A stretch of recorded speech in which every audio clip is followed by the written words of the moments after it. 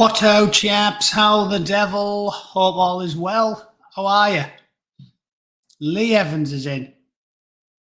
Cockney comedian Lee Evans, not him. Who else? Kate, thank you for moderating as usual. Chris, Robert, Kirky, Polly, Harold, Paul,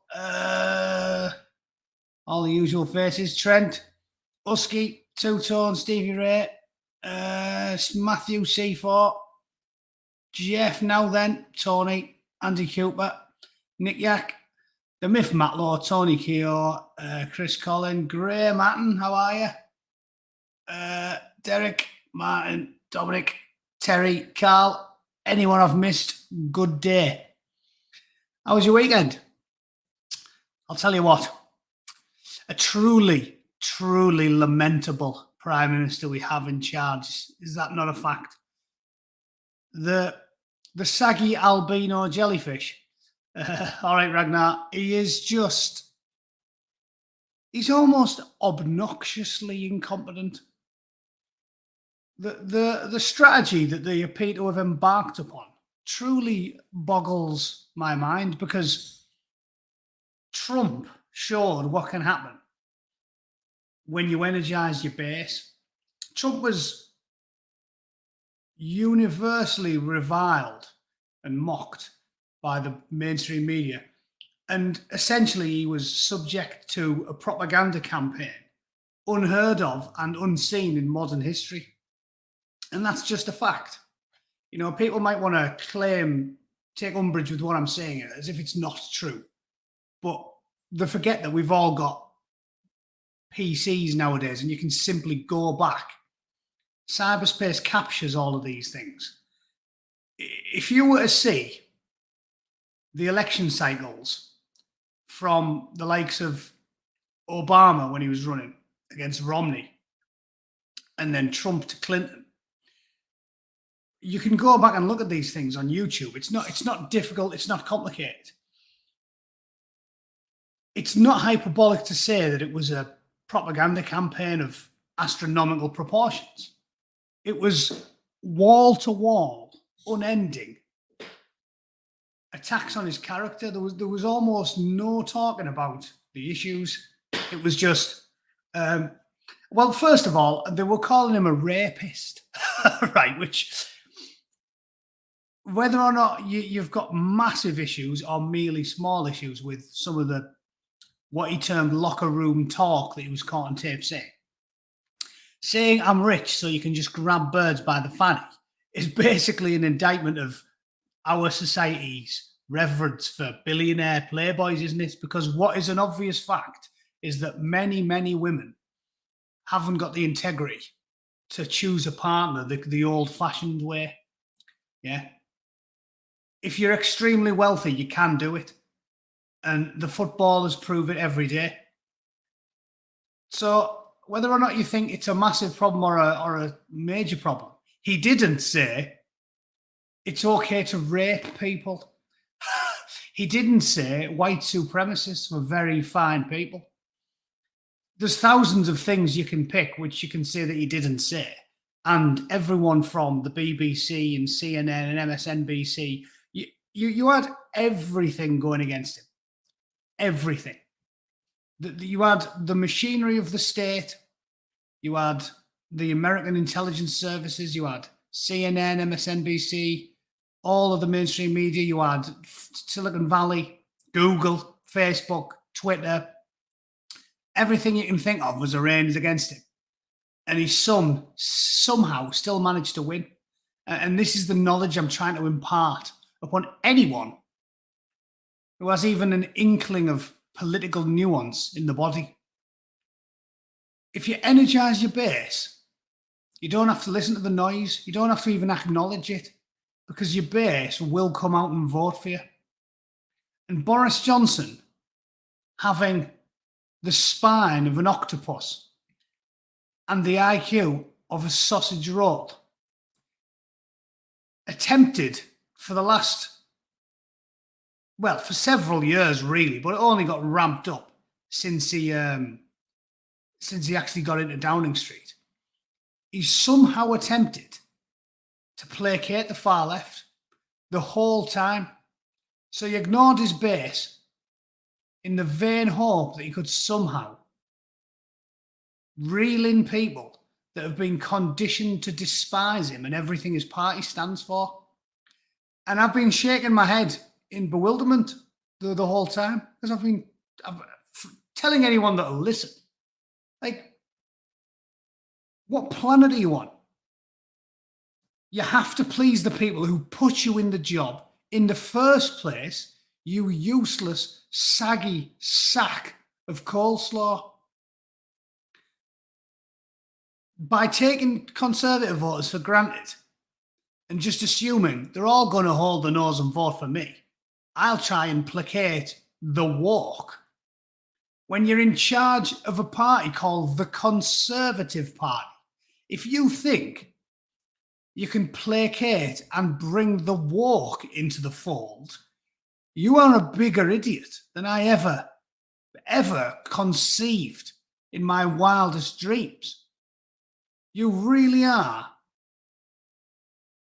a fucking paperweight.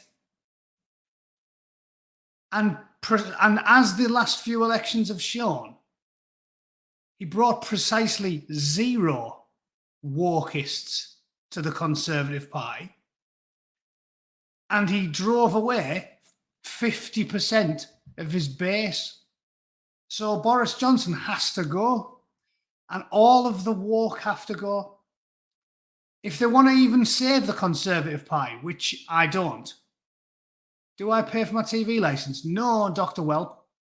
I don't pay for my TV license because I'm in the United States, but I didn't pay for a TV license for about 8 years. I think when I first realised that the BBC had gone communist was probably about 8 or 9 years ago. And out of principle, I refused to pay it. I had several amusing arguments with, it's weird, I could tell it was a fat woman even down the phone. like I could tell she was eating marzipan when she was having a conversation with me. But I remember I stopped paying it when I was in York. I said, I'm not fucking paying for a TV license. And they rang me up and said, you haven't got a TV license. I said, I don't watch any live broadcasts. She went, oh, you still need a TV. I was like, no, you don't. And we had some amusing back and forths. They sent me tons of letters and I had plenty of arguments with them.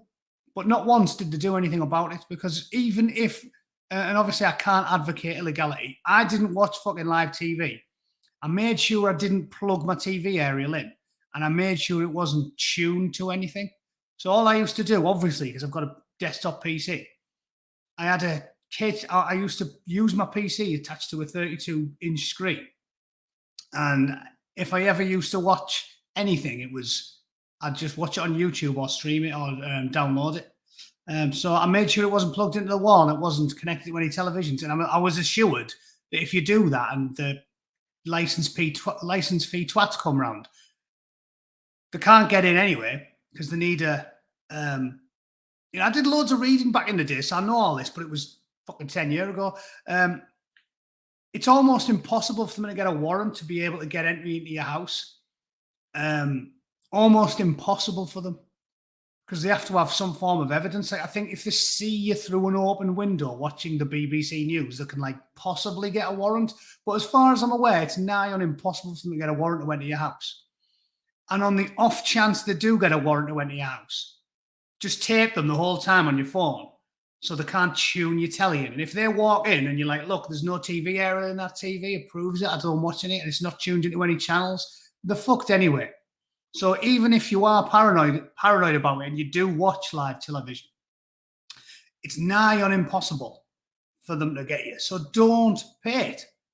I didn't watch live broadcasts. I just download stuff, and just don't pay it. And I haven't done it for 10 years, and I saved myself plenty of money. And fuck the BBC.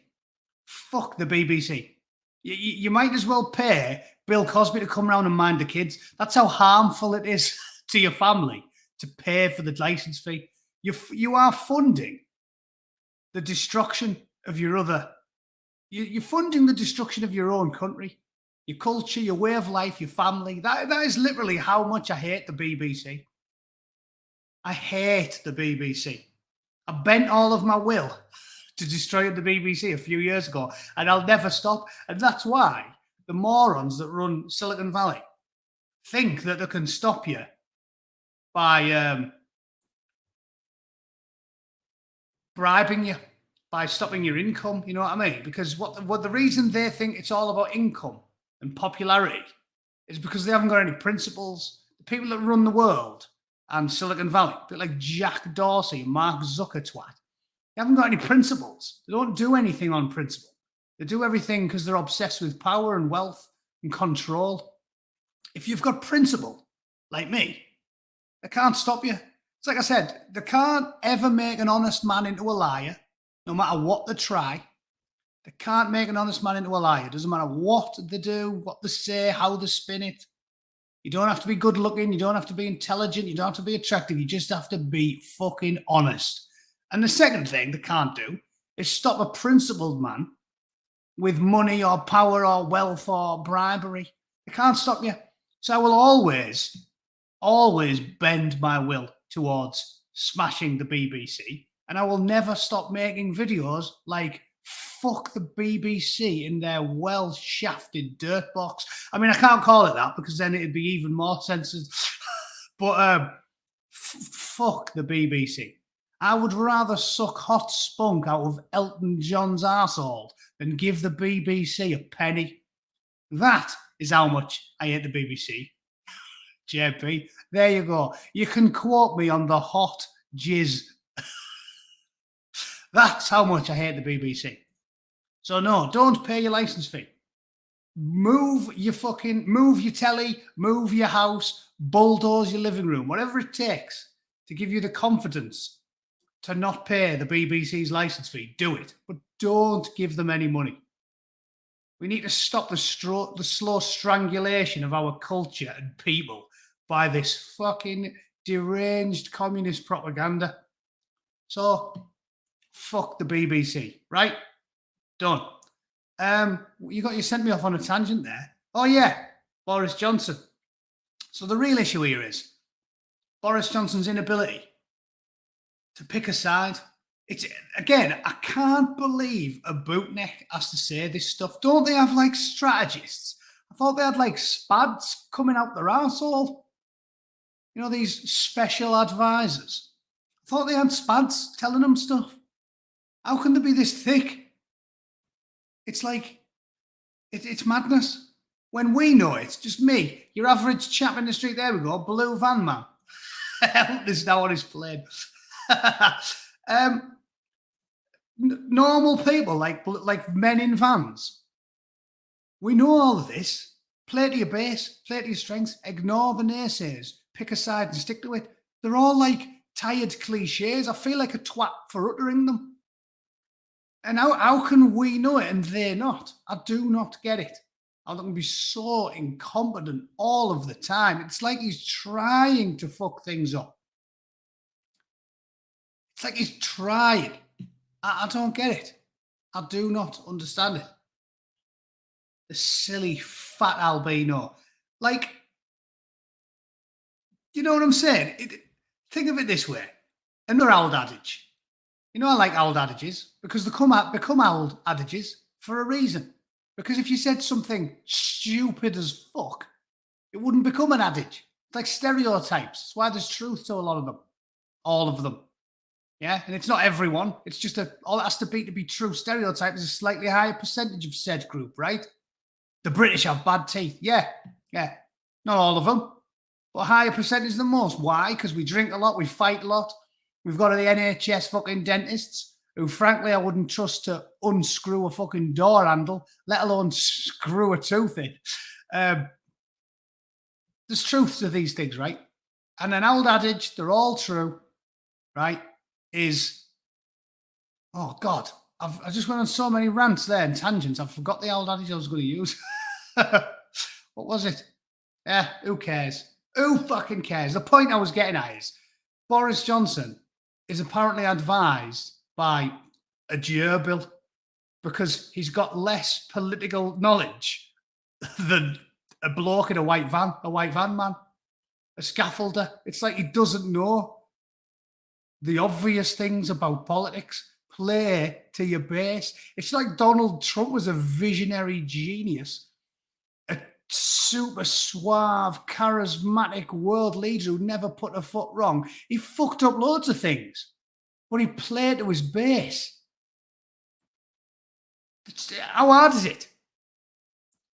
How hard is it? Oh, yeah, the old adage I was going to say was, if you try to please everyone, you please no one. That's what everybody knows, right? Everybody in politics. Fucking Cicero knew it 2,500 fucking years ago. It's like, yeah, if you try to please everyone, you please no one, right? And oh yeah, I've just got the Cicero's birthday as well out there. He didn't precede Jesus. Obvious though, isn't it? And that's what Boris Johnson did. He ignored all of the Conservatives, all the people who put him in power, the literally fucking millions of people who put his fat, useless, short ass in the in Downing Street. He ignored every single one of them, took them all for granted, and started playing to the people that utterly despise him. Think about it. Go on Twitter. Jeremy Corbyn supporters, Remainiacs, they hate the Conservative Party even more than I do. And I hate them. But they're murderous communists. I simply hate Boris Johnson and want him to end up a homeless, destitute, warty, maggoty, lice-ridden, piss-soaked fucking bagman. I simply hate Boris Johnson that much. But communists being murderous and violent, they want to kill him. They would happily set Downing Street on fire with him inside it. And they're the people that this thick twat has spent the last year trying to coax into the ballot box. I mean, can you believe that? Can you believe that? You have told me repeatedly in social media that you want to murder me. Violent communist. Hey, why don't I ignore my loyal fan base and start trying to get you to vote for me? They want to burn you alive, you silly fat fucker. You pudding-faced doughboy. And all you've succeeded in doing is making me, who did vote for you, utterly despise you. So that's why you're fucked. And this story here, what I've just clicked on the BBC homepage, we reserve the possibility, is typical. Let's click on it. But remember the headline, because I don't know if the headline comes out. The balance of risks and... This is typical of Boris Johnson. We reserve the possibility. Because that's all he does. Boris Johnson is a fucking lunatic. But he won't pick a side. If you try to please everyone, you please no one. And Boris Johnson, again, is... That headline says everything you need to say about him, right? We reserve the possibility. So you're pissing everybody off. Everyone. Right? It blows my fucking mind. Spads grab him by the bollocks and pull him off the camera and say, pick a side, you useless fat fuck. Pick a side. You know what I'm saying? We reserve the possibility to wet fucking blanket. Pick a side. I can respect them more if they pick a side. I honestly can. You know, like Richard Dawkins said it in The God Delusion. He respects like a Catholic bishop that's all in and some namby-pamby fence sitter. And I do. If you just, the way he's doing it, do you see what I'm saying? If he says, right, Omicron's going to kill us all, we need to lock everyone down, all of the left-wing daft cunts and cowards will go, oh, well, you know, I don't like Boris Johnson, but yeah, well played. You get a round of applause off them. And if he says, enough is enough, enough is enough, we've got to live with it, let's get it done, then he'll please the skeptics. But as usual, with the self-awareness of a house brick, this silly fat cunt insists on just straddling the fence like a hookers straddling a dwarf's cock. It's unbelievable. He just takes to straddling with gusto, doesn't he? What a fucking weasel. Let's listen to him anyway. I hope the audio's working. And uncertainties, particularly around the audio on? The infection hospitalization rate of Omicron. How many people does Omicron put into hospital of the infected? And some other uncertainties to do with severity and booster effectiveness and so on. We agreed that we should keep the data from now on under constant review, keep following it hour by hour. And unfortunately, I must say to people, we will have to reserve the possibility of taking further action to protect the public and to protect public health, to protect. Listen, see, this is what I mean. Even the way he talks, right? A couple of years ago, it was charming. Yeah, don't worry, Andrew. I'm done. A couple of years ago, it was charming. He's got, you know, the sort of mawkish way he talks. Possibly, maybe, reserve, possibly, perchance. Fucking, now it's just like, yeah, you're pathetic. You don't have any balls at all. I would respect him more if he said, right, it's dangerous, we're locking everybody down, and I don't care what you losers have to say about it. Do that. Totally the big polar opposite of my opinion, but at least if he did that, he would have a spine. And maybe that's why Keir Starmer's just as unpopular, and and everybody hates him as well, and everyone went for the Lib Dems. Labour didn't win. Lib Dems won. Because he's invisible. The guy who leads the Lib Dems, who the fuck's that guy? Who's he? You can barely, nobody even knows who he is. Like, who? Lib Dems? The fuck's in charge of them? He's about as visible as a midget in a ghillie suit. Mini-me in a ghillie suit on the fucking range. No chance of finding him. That's why the Lib Dems won. Because Keir Starmer and Boris Johnson are these pathetic mawkish fence-sitters who think they can just please everybody by being pathetic. And it just drives people wild with anger. It's pathetic. So, like, it's just, again, the spans, what they're doing. If I can see all this, what they're doing. Pathetic. So, yeah, we reserve possibly, maybe, perchance, some action. You fat, saggy loser. I cannot believe how bad they've done. It's been far worse than even my cynical predictions. And British people are very cynical by nature. I'm a cynical bastard. And seriously, I can't believe how bad it's gone. It's that, though. It's that mumbling, whiny, fence-sitting, do-nothing, useless bastards that they are. It's just truly pathetic. And I just wanted to share that story there because that we reserve the possibility. Even, like, reserve the possibility. So we reserve is already sitting on the fence. Reserving the possibility is fucking sitting everybody on the fence. It's just pathetic.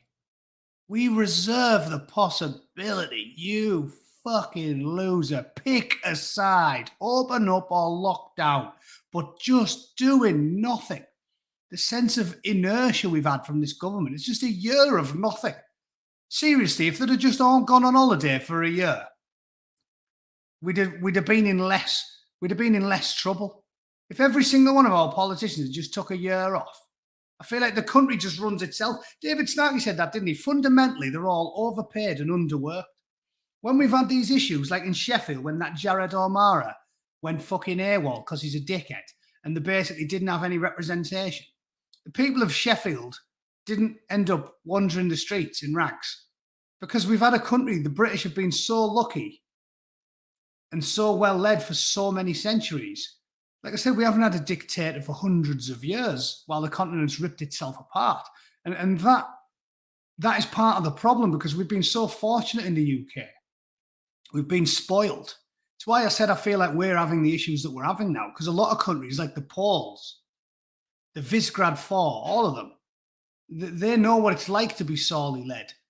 So they're willing to stand up and fight for what they've got. The Brits were a victim of our own success because Rotten Politics is in. All right, mate, nice to see you. Still about. I'm always happy to see Rotten Politics and Paz about because, like I said, you never know when they're going to disappear on Susan's bastard platform. We're almost a victim of our own success because we've been so lucky for so many centuries while everybody else has been in absolute turmoil. We trust the higher ups to do the right thing. And I think now after, like Rome had its day and then declined, I think we're now in the decline, terminal. Because of this, we've allowed it because we've been lucky. We take it for granted. I think that's why the British are so hard to stir into action. The French have a fucking riot on the drop of a hat. You can't do anything without the French having a fucking riot because they're on the fourth French Republic. It's a shithole. It constantly goes to shit in France. We've been lucky, and it allows them to get away with it. I think that's what the problem is. So we're in real trouble, and it's something that I think's. Well, like I said, I believe we're in terminal decline. I don't think this is something we're going to be able to vote our way out of. I just don't. We're going to need, like I said on my weekend video, history's going to repeat itself. It's going to take a calamitous far-left coalition to run the country into the ground for real before the general public are outraged enough to actually do something about it. Because we're a victim of our own success. And unfortunately, we're going to be the ones to live through it. If you're lucky, right? History's a cycle. There's always a calamity. If you're lucky, you're born in a time where you don't have to sit through one. Yeah? Those jammy bastards who were born in the 50s are like looking good, aren't they? Didn't quite catch the Second World War up. Lived through the 60s, the 70s, the 80s, the 90s, the 90s. They're fucking laughing. Young lads now, they're going to have to sit through it, live through a fucking collapse. And it's not looking good, is it?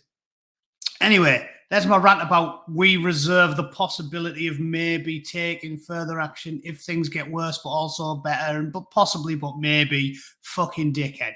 Let's do one more story that I found that I want to talk about, because this is it's a nice display of what I've just been talking about, which is sorely led in recent history, but wonderfully led for many centuries, has led us to a collective navel gazing whereby we refuse to talk about the issues that matter. And with all that's going on in the world, the Quidditch leagues are set to pick a new name after JK Rowling trans row, and this is on the homepage of BBC News. Right? Now, for those of you that don't know, can I zoom in on that? For those of you that don't know, Quidditch is a fictional game from a fictional story about fictional children being fictional wizards. And this, our state broadcaster feels is important enough to brief us about. Essentially, it's a bunch of adults playing a fucking gender-neutral version of a Harry Potter game, and they all dress up, adults, they all dress up like wizards. And this is news because the people that dress up as wizards want to change the name of the fictional game that she invented because they think the author might be transphobic, even though the author is a known lefty arsehole and has been a known lefty arsehole her entire fucking life. And I want to share the story because I want to gloat. Because people like me, conservative people, centrist, reasonable conservative people that simply want to be left alone, have pointed out for many moons that you don't get to vote out communists. You don't get to sit on the fence you don't get to placate them. They don't judge. What white nationalists judge people by one immutable characteristic. It's very foolish to judge people by their immutable characteristics. Communists don't judge people by their immutable characteristics. They judge them off one thing, just like the fucking far-right fascists. And they judge you whether or not you're a communist. And these useful idiots, morons, like Hugh Grant, most of Hollywood, JK Rowling, these people with enormous fortunes, hundreds of millions or billions of dollars and pounds, these idiots who think that by pretending to toe the line, it's going to save them when the deranged commies take over, when we all know what happens when they take over because we've read history books. We know what's going to happen. And people like JK Rowling are getting what they deserve. Because JK Rowling has been a lefty her entire life. She's gone conquer deep to Commie Town, but not quite jumped in because she's not a communist. So when the inevitable happens, Ms. Rowling, you're in the shit. And we've told her and people like her for a very long time that you can't placate these fucking maniacs. Eventually, they will come for you all. That's what all of the right-wing commentators have been saying. It's like another old adage, like, oh, if you tolerate this, your children will be next. It's like, yeah, they will. When good men stay silent, that's all it takes. And they've been cancelling and banning and silencing for years. And wankers in the public eye stay silent and think, as long as they're not coming for me, I'll just toe the line, I'll be a good boy. They will get to everyone eventually. Look at this grown fucking man with a bastard pipe between his legs. What a silly bastard. And she's got a pipe between her legs, which ironically, lots of the she's have pipes between the legs these days, don't they? They've all got pipes. Haven't you heard? Women have got pipes nowadays. So I'll read you the story out of morbid curiosity. 2 US Quidditch leagues are set to change their names to distance themselves from the fucker that invented the name.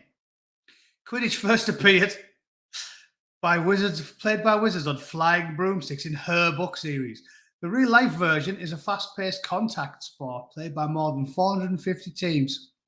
The spokesman for the author pointed out these Quidditch leagues had not been endorsed by her in the first place. In a joint statement, the US Quidditch and Major League Quidditch said they would decide on new names for the game, including Quickball, Quicker, Quid Strike, and Quadraball. The joint statement said they hoped the name change would help to distance themselves from the works of JK Rowling, who has come under scrutiny for her anti-trans position. She is not anti-trans. Again, I told you, JK. I told you it'd be people like me who have to defend you. Obviously, it's right-wing people who have to defend JK Rowling, isn't it? The dippy fucking mayor. Yeah, she's not anti-trans, by the way. And I have no interest in defending JK Rowling, because if you're as thick as these people are and you've enabled the collapse of Western society, you don't deserve any help from me. But you'll get it anyway, because I'm a man of conviction. She's not anti-trans. All she's ever said is, she's left-wing as fuck. All she's ever said is, yeah, there is such a thing as biological sex. And when you're just simply stating a reality, you can't be anti-anything. She didn't say there is such a thing as biological sex and, oh my God, I absolutely hate chicks with dicks. She didn't do that. That'd be anti-trans. But she didn't do that, did she? Because she's a lefty. And she's always been a lefty. She just said, biological reality is a thing. That's fucking it. Find me an anti-trans statement from JK Rowling. A known lifelong lefty Guardian reader arsehole? Find me one. Anyone in the chat, find me some fucking evidence and share it in the chat if you've seen anything anti-trans by JK Rowling, because I can't find anything. All I've heard her say is, yeah, biological women should have their own rape crisis centre. Ooh. Biological women shouldn't end up in a cell with a fucking woman who's convicted of raping women and a 10-inch meaty clitoris and forearms like Popeye and a fucking mean right hook. That's not anti-trans. That's pro-woman. I don't think females should be forced to share a cell with a 6-foot burly Sheila with a fucking lob on. That's all she said. That's not anti-trans. I'm sick of defending lefty people. All the ones I like on YouTube are lefties. People like Posey Parker and all of these women. The lefties. I have to defend them because it's the principle of the matter. It's like, really, I want to gloat constantly and just laugh at them for being stupid enough to get sucked in by the Labour Party. For all, you know, for a fact, Posey Parker was voting Labour 10 years ago. Most of the feminists were. And now we have to defend them because the communists will fucking eat them. Because we know what commies do. Yeah, she's a conservative now, Hannah. There's no way Posey wasn't voting for the Labour Party 10 years ago. Most of these militant feminists are Labour. In the UK, certainly they are. And I like Posey Parker. Yeah, she's woken up. Exactly. And that's what I'm getting at. I like Posey Parker. I've been watching her for a couple of years. But she was Labour. All the left, all the militant feminists. If you're a militant feminist, you voted Labour. Everybody knows it. Mr. Politics agrees. I'm telling you. Militant in the viz. Women. The Labour. Now they've realised the sharks are circling, the commies, the fucking rabid, identitarian, up is down, left is right, crazy commies. Now they've started fleeing the Labour Party and coming to the Conservatives. But the likes of JK Rowling and all of these fuckers, they help the decline and then they shit themselves when it's too late. So it is annoying that I have to keep defending them. Women, yeah, spell it with an I, John. That's how they spell it. Militant, women. That's how they spell it. Don't like to put a man in there, do they? It is annoying how it's down to us again to defend these people. They cause all this shit. And then we have to, well, there you go. That's World War II, isn't it? They cause all the shit. People like me have to fix it. The idiots cause it. The working class northern man has to go and fucking run up the beaches in bastard Dunkirk. Yeah, as fucking usual. As fucking usual. Posey, she's southern and probably middle class as fuck. They're the ones who cause all this shit in the first place. And twats like me have to fix it. As fucking usual. And again, I'm not having a go at Posey. I've been watching Posey Parker for years and I think I've sent her like 2 super chats. I've given her money. I like Posey Parker, but it is annoying. I'm just trying to be the bigger man and move on, but it is annoying when middle-class arseholes who vote Labour for 20 years fuck it all up, and then when everything goes tits up, as usual, Roily, tinfoil, he's got to strap his bastard Bergen on and fix the fucking problem, and it always happens. I bet that's what both my granddads were in the Second World War on fucking D-Day. By some good fortune, they both survived it. My granddad got a military cross for crawling through a minefield and getting fucking his mate blew up with him. And he was in the Evening Gazette in Borough on the 50th anniversary of D-Day. I still remember that. He showed me the paper clipping. Yeah, I bet they were mourning. Like, I bet the whole time they were proper mourning. They'd have been going up that beach going, the useless bunch of cunts. Why do we have to fix everything? Well, I'm telling you, I'll be saying the same thing. These bastards, millionaires and middle-class wankers in Hollywood and all the fucking middle-class arseholes down south and the Guardianistas, when it comes to the crunch and the commies are trying to feed everyone into the fucking gulags, who's going to have to be bastard strapping his heavy Bergen on, fucking his back and his knees again and doing all the hard work and possibly getting shot in the eye as a result of it? Me, yours fucking truly.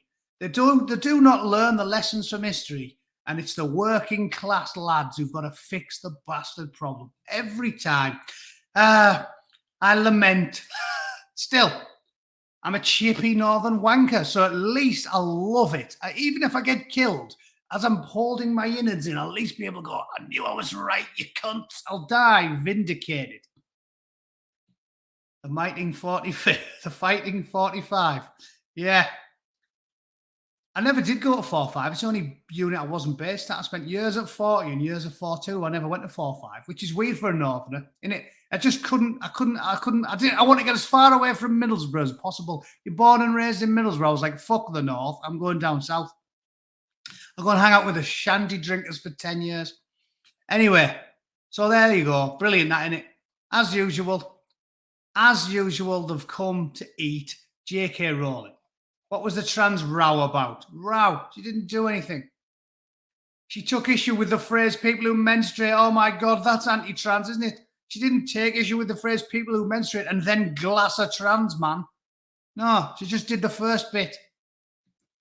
Objected to the avoidance of the use of the word where. Oh yeah, that's anti-trans, isn't it? Fuck me. Criticised for disputing the idea that male and female sexes do not exist. Christ almighty. If sex isn't real, there's no same-sex attraction. Oh, yeah, so basically she's saying, oh, yeah, this is pro-LGBT. Oh, yeah, mega transphobic. Anyway, so, yeah, bollocks. Bollocks, bollocks, bollocks, bollocks, bollocks, bollocks. I did like that tweet, though. Look at that one. That's like something I'd say. You know, I'm always up is down, left is right. War is peace, freedom is slavery, ignorance is strength, the penis individual who raped you as a woman. How does it feel, JK? One of us, one of us, one of us. Come on, join the dark side, Miss Rowling. You fucking silly mare. You silly mare. I told you you can't placate commies, but you didn't listen. And now they want to eat you.